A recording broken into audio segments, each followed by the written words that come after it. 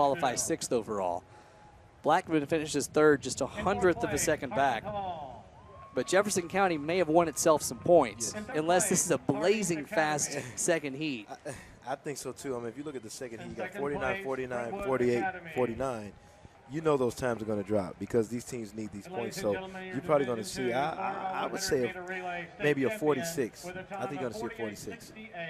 That would be blazing. A state record. Would it? 46.92 is your state record. But Whitehaven is coming in at a 47.97. Oh. Not far off that. And you're right, that time is likely to drop. In lane 1, Antioch, not a single entry at state last year, but they're in all 3 sprint relays this time around, so things looking good in southeast Nashville for the Bears. In lane 2, Hardin Valley, 4th a year ago, the champions of Section 1. In lane 3, Ravenwood. And they may include Amber Tanner in this event. The state champion pentathlete is not in a ton of individual events. They could put her in this relay to give them a chance at victory here. In lane 4, Whitehaven, they had top 2 overall seeds in the 100 earlier, Sierra Tate and Kirsten Jones. They're the defending 4x200 champions. They're in 1st in the team event, so Whitehaven positively loaded as usual. In lane 5, your runners-up from a year ago, Southwind. In lane 6, Memphis Central. Lane 7, White Station. And lane 8, Cleveland. Your defending champion in this event, though, is White Station in lane 7, so you know they have the potential. They've won the last 2 of these, actually. Yep. And you know each team is going to load up. We've been saying it at the beginning. Each team is going to load up because in their regions they just want to get there, qualify, and then load up and have their best team in all these relay sprints. Whitehaven went 1 and 2 earlier tonight in the 100 meters. Sierra Tate was first. The freshman Kirsten Jones was second. They are both expected to compete in this race as well. But Southwind had the 3rd finisher in that race, Jordan Ray. So they could make some noise as well. The gold of Whitehaven is in lane 4. The purple of Southwind, Jaguars, in lane 5. But watch out also for Ravenwood. Still, Whitehaven and Southwind more than a second above the rest of the field in qualifying. Whitehaven already broke the stagger already. What a start for Whitehaven. I'm telling you, if they have consistent handoffs, you're talking about a 46. Look at that. That's beautiful. That's what I'm talking about right there. That is a beautiful exchange. Stunning start. Wow. Soaring are the Hawks.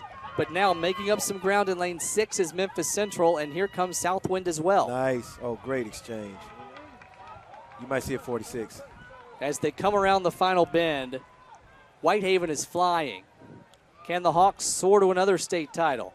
Give it to her. There you go. They lead the way by about 5 meters over Southwind, but this one's not over yet. Southwind making a run. Memphis Central out of lane 6 as well, trying to get up there, but it's going to be Whitehaven for the first time since 1995. They are your 4x100 champions, and they do it in below 47.5 seconds. First call, 300-meter hurdle. Whitehaven gains more ground in the team competition, but Southwind close behind in second, still trying to keep pace. Yeah, hey, man, Whitehaven ran a great race. They ran 47.29, man, just spectacular on exchanges.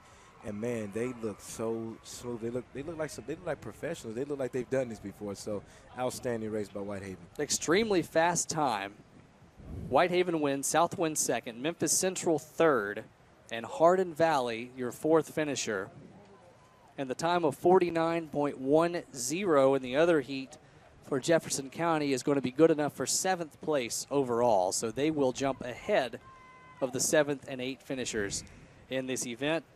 And there you have it. Sorry, don't get sad on me. The 4x1 is over. Right, still more great action to come. We got the 4x4? We will have the 4x4 later. That's true. Still another sprint relay to go. Yeah. Up next, though, it's the 400-meter dash in what I think is largely viewed by many people, at least, as the most grueling race of them all, because it's not a sprint, it's not a distance race. It's right there in between. I mean, what does it take to run the 400 well? You got to have the right mentality. You got to have a sprinter, but also like a long distance mentality. You can't jog it, but you can't go out 100%. Because if you go out 100%, you are going to die quickly. So what you want to do is you want to have a strategy. You want to come out fast, be big and tall on the back stretch. When I say big and tall, that means you want to stay on the balls of your feet and have great technique. Throw yourself on the curve, and when I say throw yourself on the curve, that means you want to lean on the curve and then sprint all the way up to the finish line. And that's how you want to have a strategic race. We'll get things started with AAA. Again, our order tonight, AAA within Division II.